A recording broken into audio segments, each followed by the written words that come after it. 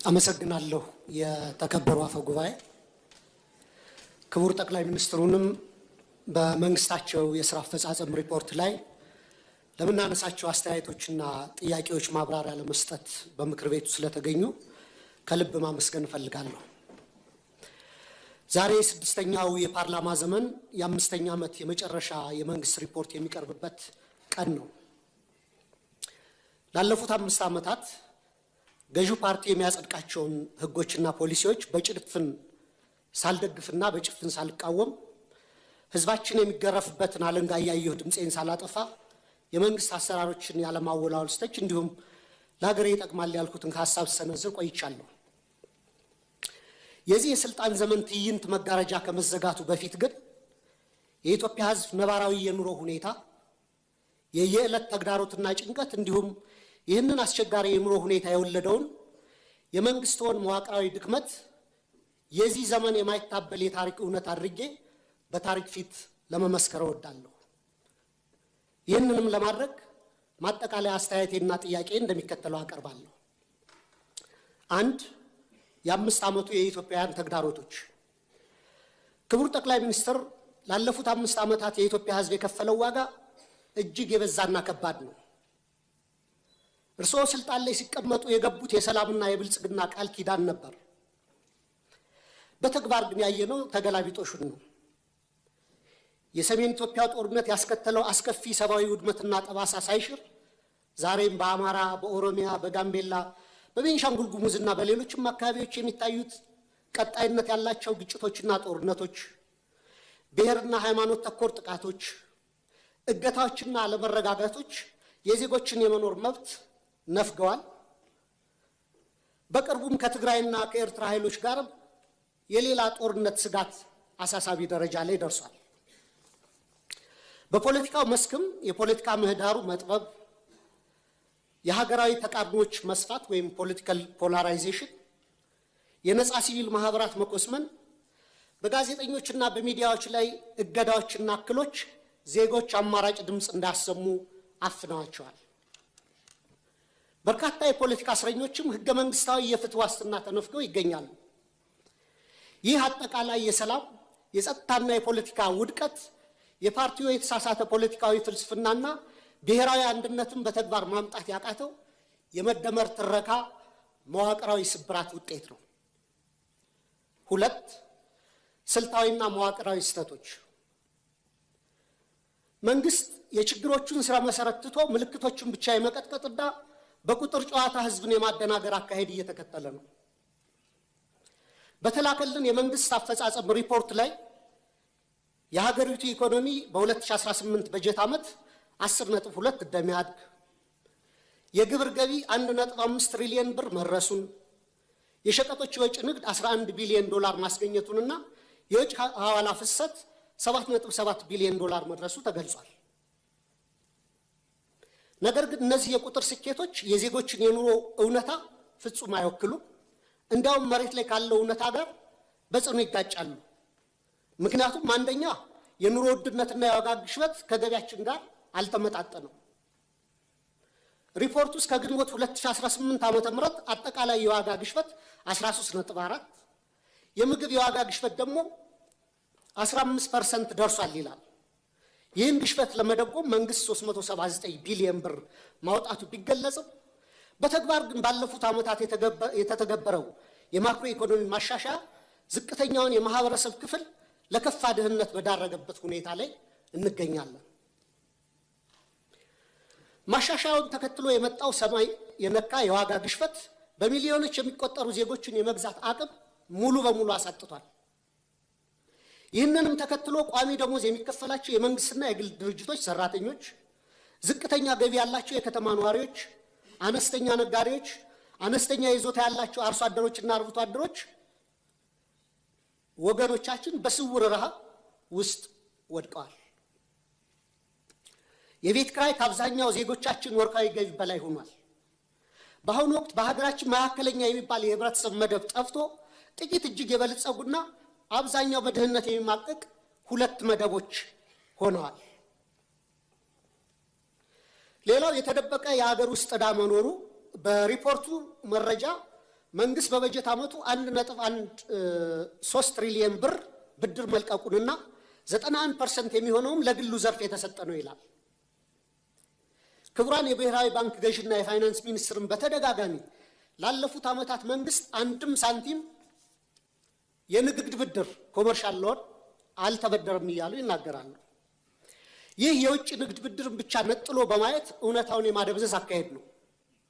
መንግስቱ በግምጃ ቤት ሰነድ እና በሀገር ውስጥ የዕዳ ዋስትናዎች አማካኝነት ከሀገር ውስጥ ባንኮችና ተቋማት በቢሊዮኖች የሚቆጠር ብር እየተበደረ መሆኑንና ይህም የሀገር ውስጥ የዕዳ ሸክምን በከፍተኛ ደረጃ እንዳናረው እና የግሉን ዘርፍ ብድር እንዳጣበበው ለምን ተደበቀ?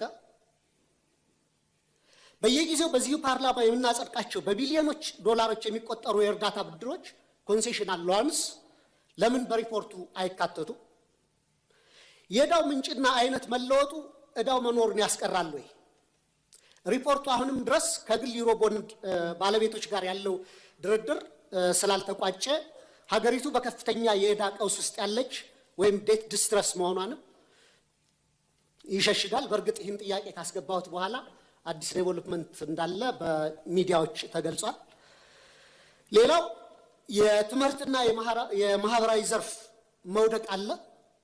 በሪፖርቱ ላይ 26 ቢሊዮን ተማሪዎች መመዝገባቸው በስፋት ቢወራም የ12ኛ ክፍል ማጠናቀቂያ ፈተና ከወሰዱ ተማሪዎች መካከል 50% እና ከዛ በላይ ማምጣት የቻሉት 8.7% ወይም 50 ሺህ ተማሪዎች ብቻ ናቸው።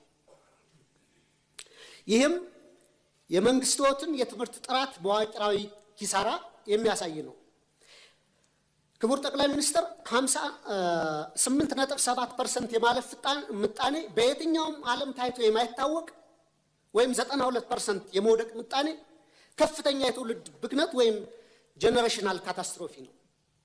እኔ የህይወቴን ግማሽ ጊዜ በማስተማር ነው ያሳለፍኩት በተለያዩ ደረጃዎችና ኮመንሊ የሚባል አባባል አለ። መምህሩ ፈተና አውጥቶ ተማሪዎችን ማሳለፍ ካልቻለና ከወደቁ የወደቀው መምህሩ ነው የሚል ኮመን አባባል አለ በእኛ በአስተማሪዎች ዘንድና ይህን ያክል 92% የመውደቅ ምጣኔ ካለ እኔ ወድቋል ብዬ ማስበው ትምህርት ሚኒስቴር ነው።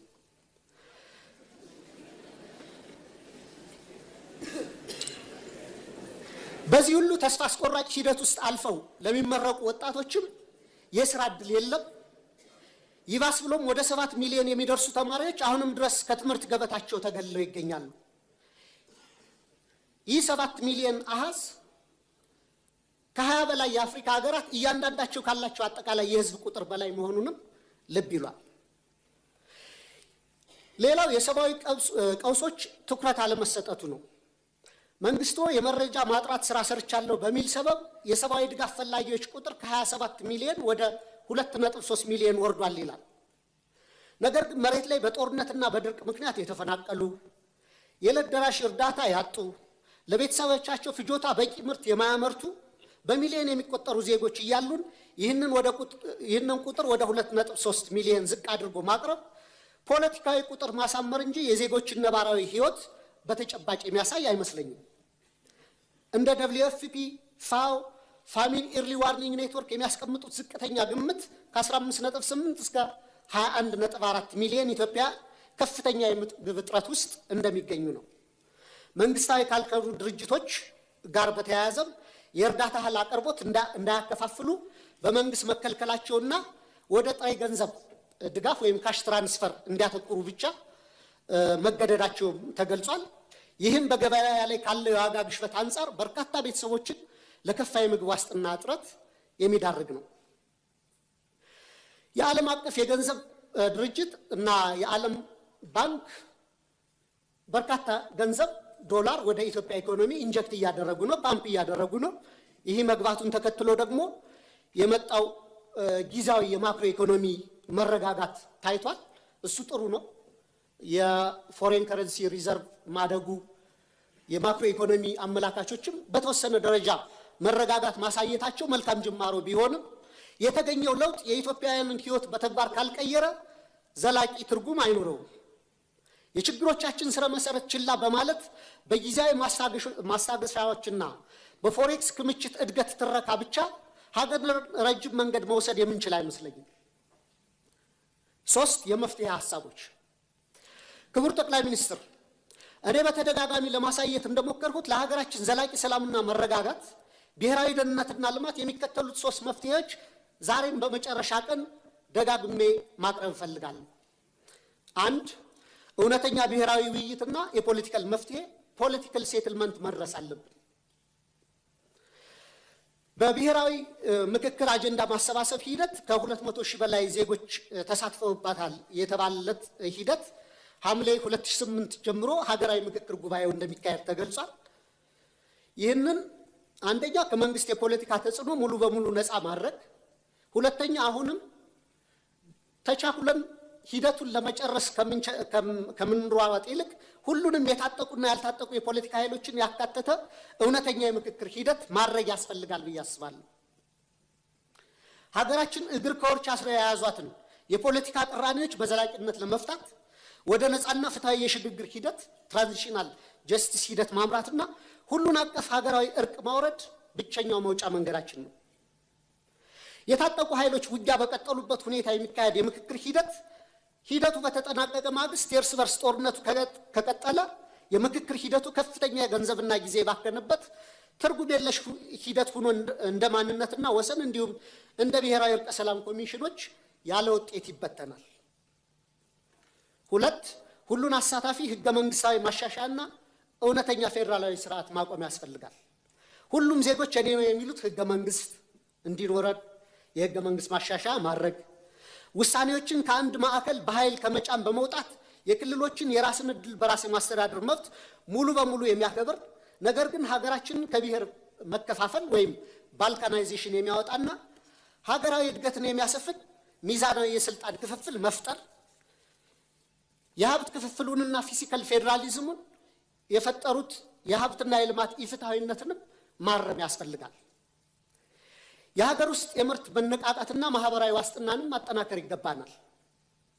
ትኩረቱን በኮሪደር ልማት፣ በሎጆችና ሪዞርቶች ግንባታና በወንዝ ዳር በፓርኮች ግንባታ ላይ ያደረገውን አካሄድ ገታ በማድረግ ለሀገር ውስጥ መሰረታዊ አምራች ኢንዱስትሪዎች ክሪቲካል የሚባሉ ኢኮኖሚያችንን በደንብ ሊያነሱ የሚችሉ ብረት ማውጣትና ማቅለጥ፣ ሜታለርጂ፣ የማሽነሪ ኢንጂነሪንግ፣ የነዳጅ ማጣሪያ አስታውሳለሁ። የነዳጅና ማዳበሪያ ማጣሪያ ፕሮጀክቶች ከመጀመራቸው ከ6 ወር በፊት ክቡር ፋይናንስ ሚኒስትሩን ለምን እነዚህን ፕሮጀክቶች አናስብም እያልኩ እየጠየቁ ነበር እና እኔ በጀቱ በጣም ከባድ ነው በእኛ አቅም አንችልም እየተባለ ነበርና አሁን የናቹራል ጋዝ ማውጣት ፕሮሰስ መጀመሩ በሱ ደስተኛ ነኝ። ግን ጎረቤት ሀገሮቻችን አሁንም ነዳጅ ያመርታሉ። ከነዚህ ሀገሮች ገዝተን አጣርተን ባይ ፕሮዳክቱንም የመጠቀም የሀገራችንን የነዳጅ ፍጆታ ከመሸፈን አልፈን ለጎረቤት ሀገሮች መላክ ስለምንችል በደርግ ጊዜ ተደርጎ ስለነበር አሁንም የነዳጅ ማጣሪያ እንዲታሰብበት፣ የማዳበሪያ ፋብሪካም ጠይቄ ነበር። የዩሪያው መጀመሩ በጎ ነው። የዳፕ ማዳበሪያ ፋብሪካ ማሰብ መጀመር አለብን። የፋርማሲውቲካል ኮምፕሌክስ፣ ምግብ ዘይት፣ ቴክስታይል ወዘተ እነዚህ ፋብሪካዎች ላይ መስራት ያስፈልገናል። እንደ ባቡር፣ ሀገር አቋራጭ ፍጥነት መንገዶችና የኃይል ግንባታ፣ ለመስኖ መጠጥና ለተለያዩ አገልግሎቶች የሚውሉ መልቲፐርፐስ ግድቦች፣ ዘመናዊ ግብርና፣ የመኖሪያ ቤቶች ግንባታና ለምግብ ዋስትናና ለድሆች የሚሆን ጠንካራ ማህበራዊ የደህንነት መረብ መዘርጋትም በቀጣይ ሊታሰብበት ይገባል። በመጨረሻም ጥያቄ መንግስቱ ላለፉት 5 ዓመታት ሲከተለው የቆየውን የፖለቲካ ችግሮችን በኃይል ከመፍታት ወደ ሰለጠነ የፖለቲካ ድርድር በመሻገር ሀገራዊ አቅምን የበሉትን የትጥቅ ግጭቶች በዘላቂነት ለመቋጨት ሁሉንም የታጠቁ ኃይሎች የሚጋብዝበት እውነተኛና አካታች የፖለቲካ ድርድር ለማድረግ እንዲሁም የህዝቡን መሰረታዊ ህልውናና የኑሮ ዋስትና ለማረጋገጥ የሚወስዱት በተግባር የሚለካ ግልጽ የሰላም የጊዜ ሰሌዳ ለማዘጋጀት ያለውን ቁርጠኝነት ቢያብራሩልን። የኢትዮጵያ ህዝብ አዲሱ 2019 ዓ.ም በተግባር ሊያዩ የሚችለው ተጨባጭ ተስፋ ምን እንደሆነም እንዲያስረዱ ጠይቃለሁ። በጣም አመሰግናለሁ።